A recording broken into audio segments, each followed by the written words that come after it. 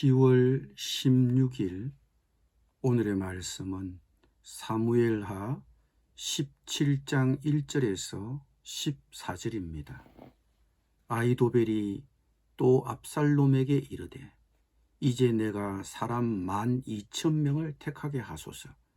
오늘 밤에 내가 일어나서 다윗의 뒤를 추적하여 그가 고나고 힘이 빠졌을 때에 기습하여 그를 무섭게 하면 그와 함께 있는 모든 백성이 도망하리니 내가 다윗 왕만 쳐 죽이고 모든 백성이 당신께 돌아오게 하리니 모든 사람이 돌아오기는 왕이 찾는 이 사람에게 달렸음이라.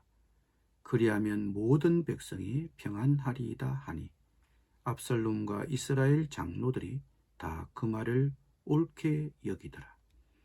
압살롬이 이르되 아렉 사람 후세도 부르라. 우리가 이제 그의 말도 듣자 하니라. 후세가 압살롬에게 이르매 압살롬이 그에게 말하여 이르되 아히도벨이 이러이러하게 말하니 우리가 그 말대로 행하랴. 그렇지 아니하거든 너는 말하라 하니 후세가 압살롬에게 이르되 이번에는 아히도벨이 베푼 계략이 좋지 아니하나이다 하고 또 후세가 말하되 왕도 아시거니와 왕의 아버지와 그의 추종자들은 용사라.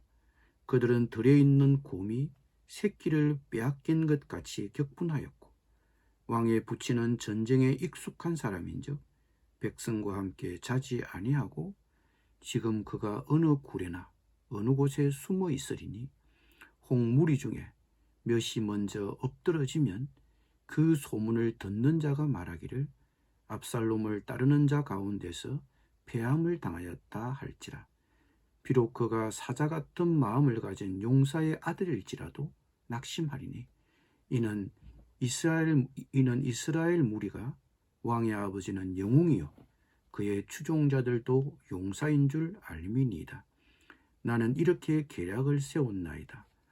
온 이스라엘을 단부터 브엘세바까지 바닷가에 많은 모래같이 당신께로 모으고 친히 전장에 나가시고 우리가 그 만날 만한 곳에서 그를 기습하기를 이슬이 땅에 내림같이 우리가 그의 위에 덮여 그와 그 함께 있는 모든 사람을 하나도 남겨두지 아니할 것이요 또 만일 그가 어느 성에 들었으면 온 이스라엘이 밧줄을 가져다가 그 성을 강으로 끌어들여서 그곳에 작은 돌 하나도 보이지 아니하게 할 것이니이다 하매 압살롬과 온 이스라엘 사람들이 이르되 아렉 사람 후세의 계략은 아히도벨의 계략보다 낫다 하니 이는 여호와께서 압살롬에게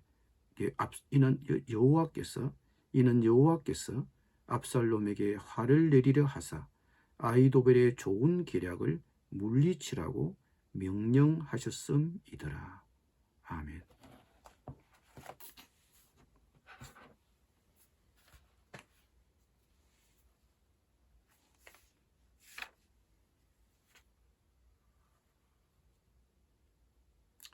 반란을 일으킨 압살롬은 다윗 왕의 일행이 빠져나간 예루살렘 성에 개선 장군처럼 입성합니다.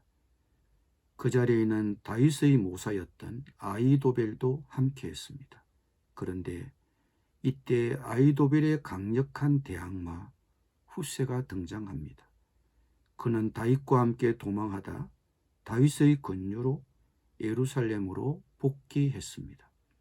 즉 다윗이 후세에게 위장투항을 권유한 것입니다. 이 이야기는 16장에서 나옵니다. 다윗의 권유를 받은 후세는 예루살렘 성으로 돌아와 압살롬 일행을 기다리고 있다가 압살롬과 그의 군대들이 입성하자 환영을 나왔습니다. 의아한 생각이 들었던 압살롬은 왜 그가 다윗과 함께 도망가지 않고 예루살렘에 남았는지를 그에게 물었습니다. 그러자 후세는 단번에 그 말을 받아 대답했습니다. 민심이 택한 왕을 나도 택하겠습니다. 이처럼 위장투항한 후세는 압살롬의 마음을 얻었습니다. 이때 압살롬이 아히도벨에게 내가 지금 이 단계에서 어떻게 왕권을 확실히 장악할 수 있겠느냐고 물었습니다. 아버지의 첩을 데리고 자십시오. 왕이 남겨두고 떠난 후궁들을 데리고 자십시오. 왕이 미워할 짓을 하십시오. 그래서 왕이자 아버지인 다윗과 정을 끊으십시오. 못된 자식이 되십시오. 그러면 백성들이 생각할 것입니다. 이제 압살롬은 다윗과 합치기는 어렵겠구나. 저 짓을 했으니. 그러면 민심이 두 왕 사이에서 머뭇거리지 않고 당신 편으로 확 쏠릴 것입니다. 압살롬은 이 아히도벨의 제안을 좋게 받아들였습니다. 그리고 사람들이 왕궁 옥상에 젖은 텐트에서 백주 대낮에 공개적으로 후궁들과 잠자리를 했습니다. 우리는 기억하고 있습니다. 다윗이 우리아의 아내를 데려다 간통을 했을 때 나단 선지자를 통해서 하나님은 내가 보는 앞에서 내가 너의 아내들도 빼앗아 너와 가까운 사람에게 주어 그가 대낮에 너의 아내들을 욕보이게 하겠다. 너는 비록 몰래 그런 일을 하였지만 나는 대낮에 온 이스라엘이 바라보는 앞에서 이 일을 하게 하겠다고 다윗에게 심판을 예언하였습니다. 다윗에게 심판을 예언하였습니다. 그러므로 아들 압살롬이 백주의 다윗의 후궁들과 잠자리를 한 것은 남의 아내를 빼앗은 데 대한 하나님의 징벌이었던 것입니다. 남의 아내를 빼앗아 고통을 주었으니 그도 그 고통을 그대로 당한 것입니다. 아히도벨은 또 다른 제안을 압살롬에게 했습니다.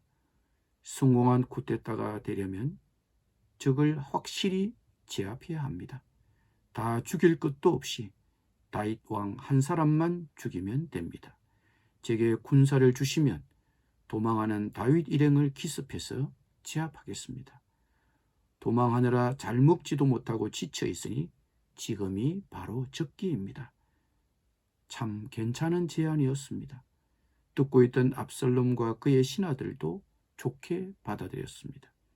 그런데 압살롬은 후세를 불러다가 후세의 생각은 어떤지 들어보자고 했습니다.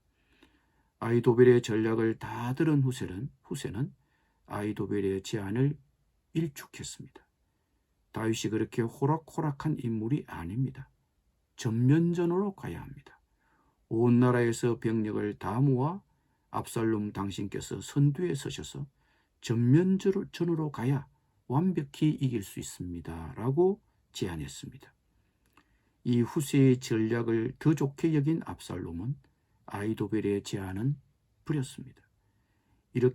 어떻게 이렇게 성공할 가능성이 높았던 아히도벨의 계략이 채택되지 못했을까요? 우리는 이 이유를 성경의 문맥에서 보아야 합니다. 즉 15장에 비추어 오늘 말씀을 이해해야 합니다. 우리는 15장에서 다윗이 피난가다 아히도벨이 압살롬 편으로 넘어갔다는 얘기를 듣고 난 후 다윗이 어떤 반응을 보였는지를 기억하실 것입니다.